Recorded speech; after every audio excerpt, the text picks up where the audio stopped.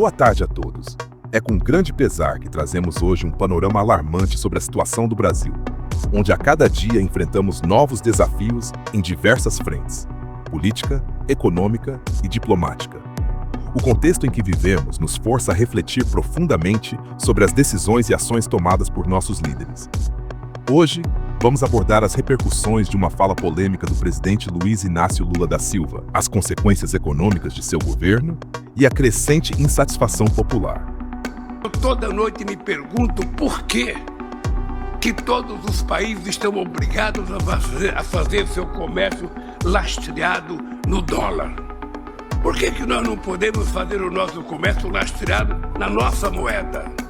Mas por que um banco como os BRICS não pode, ter uma moeda que possa financiar a relação comercial entre Brasil e China, entre Brasil e os outros países dos BRICS? Portanto, querida companheira Dilma, seja o que você é.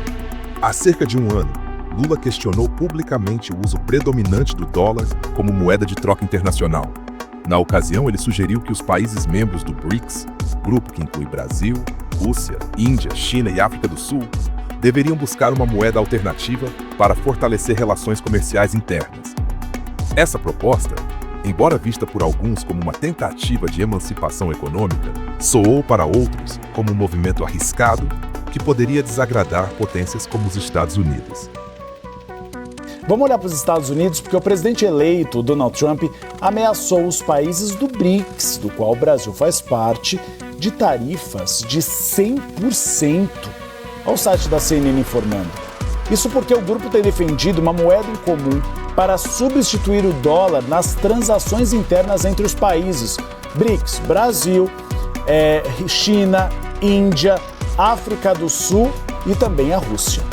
Trump exigiu que esses países se comprometam a não avançar com essa ideia, sob pena de terem produtos taxados em 100%, e avisou que qualquer país que tente substituir o dólar no comércio internacional deve dar adeus aos Estados Unidos. Procurados pela CNN, a Presidência da República e o Ministério das Relações Exteriores ainda não se manifestaram.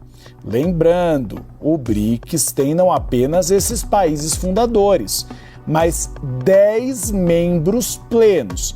E o Brasil vai assumir a liderança do bloco em janeiro do ano que vem. A reunião dos BRICS vai ser aqui no Brasil. Então, um cenário preocupante. E há uma questão também que é a reaproximação da China. Caso os Estados Unidos coloquem essa taxa, há um receio da diplomacia americana de que a China entre de vez nas relações comerciais aqui da América. E, de fato, a reação não tardou. Com a vitória de Donald Trump nas eleições presidenciais dos Estados Unidos, veio um aviso claro e direto. Qualquer esforço para substituir o dólar em transações internacionais resultará em sanções severas, incluindo tarifas de até 100% sobre os produtos desses países. Essa declaração gerou preocupação em líderes de diversas nações e reacendeu o debate sobre as consequências de tal movimento para a economia brasileira. E a dívida pública do governo federal atingiu 9 trilhões de reais. Segundo o Banco Central, este é o maior valor registrado na história. O assunto é destaque no site da CNN Brasil. A gente lembra que a dívida bruta do governo geral abrange as contas do governo federal, INSS, governos estaduais e também municipais. O número é equivalente a 78,6% do PIB brasileiro. De acordo com os dados divulgados hoje, no atual governo, contando então desde janeiro de 2022, a dívida bruta já soma 1 trilhão e 800 bilhões de reais. Segundo o Banco Central, os números de outubro significam um aumento de 0,4 ponto percentual do PIB em relação ao mês anterior e reflete a evolução dos juros nominais apropriados. Isso sem contar o efeito da desvalorização cambial, do resgate líquido da dívida e da variação do PIB nominal. Enquanto essa tensão internacional cresce, no fronte doméstico, o cenário não é menos desafiador. Dados recentes revelam que a dívida pública federal atingiu a marca histórica de 9 trilhões de reais, o equivalente a 78% do produto interno bruto. Desde o início do atual governo, o crescimento da dívida tem sido alarmante, somando 1,8 trilhões de reais em pouco menos de 2 anos. A política econômica adotada, segundo críticos, falha em endereçar os principais problemas estruturais do país. Empresários como Rubens Ometo, que apoiaram Lula durante a campanha de 2022, agora expressam arrependimento. Ele declarou que o atual governo não tem mostrado compromisso em resolver o déficit fiscal, uma medida que seria fundamental para estabilizar a economia e recuperar a confiança do mercado. Situação muito difícil, porque quando você é empresário, você vê tudo o que está acontecendo, você vê claramente uma política de partido, né? De não reduzir, porque está muito fácil resolver. É só resolver o problema do déficit fiscal, tudo se assenta, mas eles não querem fazer isso e não enfrentam esse problema. Então o que vai acontecer? Os juros vai subindo, os investimentos que todo mundo fala que vai ter de infraestrutura, a parceria público-privada, não vai acontecer, porque o empresário que investir dinheiro com essas taxas de juros, ele vai quebrar. Ele não vai conseguir, como eles são inteligentes, eles não vão fazer isso.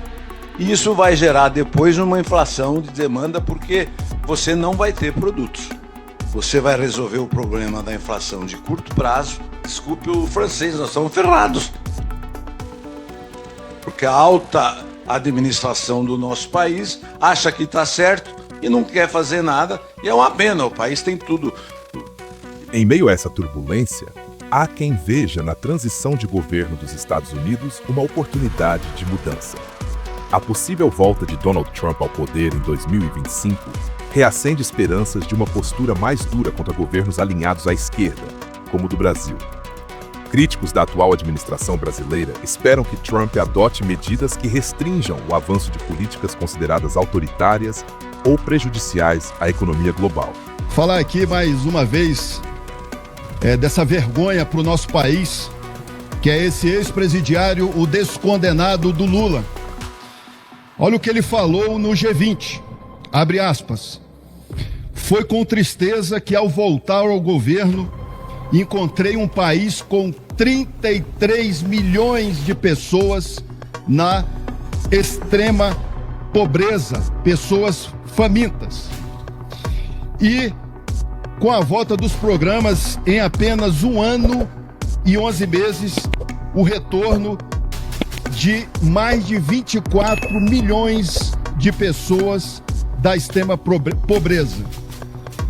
Eu nunca vi uma pessoa tão mentirosa, tão canalha, quanto Luiz Inácio Lula da Silva, que nunca deveria ter saído da prisão, é o pai da mentira. Diante desse cenário, cabe a nós, brasileiros, refletir sobre o futuro que desejamos para o país. As escolhas políticas e econômicas feitas hoje terão impactos duradouros nas próximas gerações. É fundamental que, independentemente de ideologias, líderes sejam responsabilizados por suas ações e que políticas públicas sejam orientadas para o bem-estar de toda a população. Chegamos ao fim desta análise. Agora deixo a palavra a vocês. O que pensam sobre a situação atual? Será possível reverter esse quadro e trazer estabilidade ao Brasil? Deixe suas considerações nos comentários. E claro, não se esqueça de curtir e compartilhar para que possamos ampliar esse debate tão importante. Obrigado por sua atenção.